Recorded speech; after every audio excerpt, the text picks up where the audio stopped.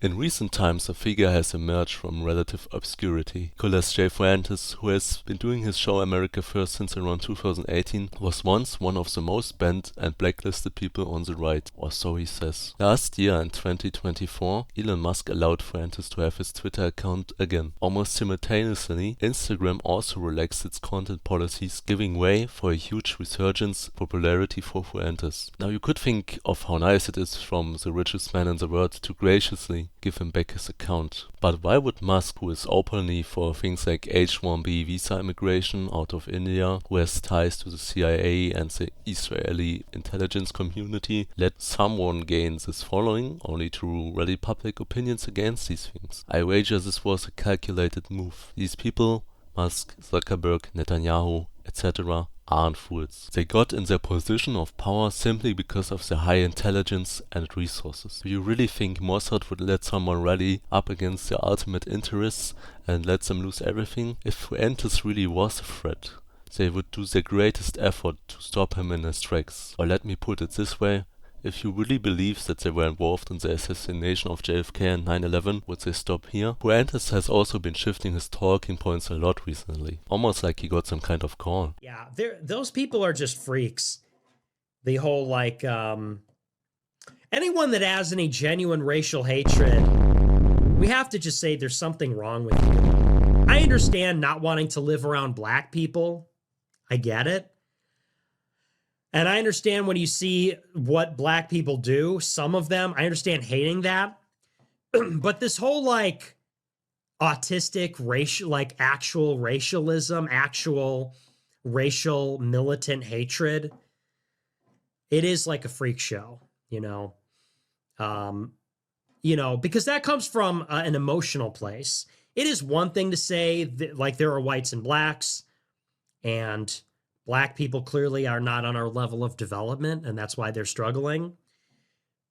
That's why they're not integrating well, and that's why there are these problems. It's one thing to say that clinically, and it's one thing to see what they do and get frustrated by it and get angry about it. It's a whole other thing to have this persistent antipathy for vast groups of people.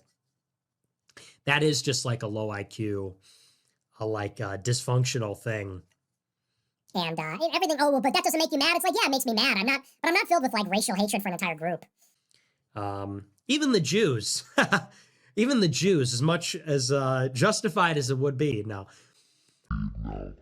But even I do actually like a lot of Jewish people. I even though Jewish people have ruined my life in many ways, and they do things, I don't have a hatred for them as a group. And I could say nice things about them,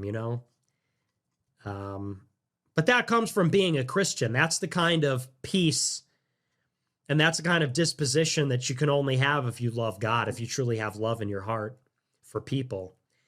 And it's no coincidence. It's always these pagans that harbor this intense animosity all the time. And if you have that, you really got to get over that. And that doesn't mean you need to stop being racist. It doesn't mean you got to stop being a quote unquote racist, but you got to let go of wrath. You have to let go of anger. You can't let that define you. In my observation, and also by some other people by now, he, for example, invokes the name and doings of the painter when it suits him, and in the next sentence disavows whitey when they follow his teachings. His main ideology has shifted over the years into, I would call it, Catholic civic nationalism. Does not differ so much from the current agenda if you look closely. Because what's the difference between you should love and include everyone because of the idea that everybody is the same, and you should love and include everyone because Christ told you so? This is the core of my observation. What is the fundamental difference if he was in power? He may or may not want to deport people who honestly knows there's a reason people call him flip-flop Fuentes, yap against Israel's soft powers, etc., but on the ground everything fundamentally stays the same. Whitey slowly disappears because racism is lay-hacking evil because Christ told you so. His followings, by the way, the Groypers already appear to be a majority non-white, constantly disavows counter-signals and attacks white-only movements. Honestly, what's the difference here between now and then? What reason would he have to, if he was a genuine white nationalist, to attack people to the right of him? Is it that he feels threatened of losing his current popularity to someone more radical? Is it because he is fundamentally a Catholic Christian, which is not that different from your average liberal in terms of racial consciousness? Or is it everything above, and he's just another contingency plan for the elites, and Whitey goes a little too far outside of the matrix to reel them back in? In my opinion, Fuentes is what the painter hated, just another bourgeois. They don't like my hatred for the poor. They don't like that, and I don't know why. I don't get it. But I don't care, because I do fucking hate the poor, and I hate poor people, and I hate poverty, and I'm sick of lying about it. I'm not gonna pretend that I don't, okay? I love the rich. I don't have any animosity for the rich men of America, okay? I want to be one. Anti-white, capitalistic talking head, just teetering the line of what's suitable for the current establishment. As in, don't do anything, don't look for similar people, don't be racist towards non-whites, don't free yourself from the shackles, Whitey, and make me my McDonald's slop boy.